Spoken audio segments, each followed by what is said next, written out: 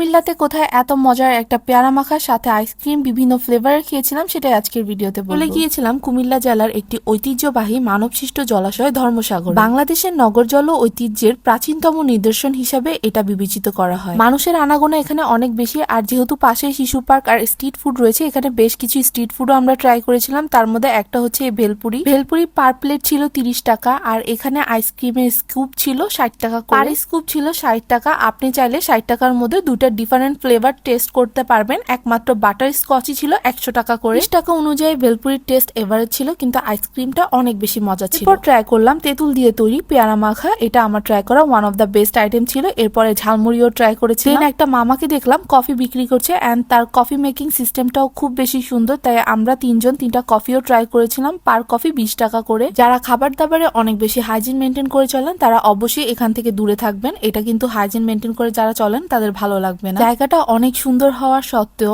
মানুষের আবর্জনার স্তূপ করার ফলে মাছির পরিমাণ অনেক বেশি। আমরা বাঙালিরা নিজেদের ঐতিহ্য, নিজেদের সৌন্দর্য নিজেরাই নষ্ট করি। স্ট্রিট ফুড হিসাবে প্রত্যেকটা খাবারই অনেক বেশি ভালো ছিল। Do follow for more videos.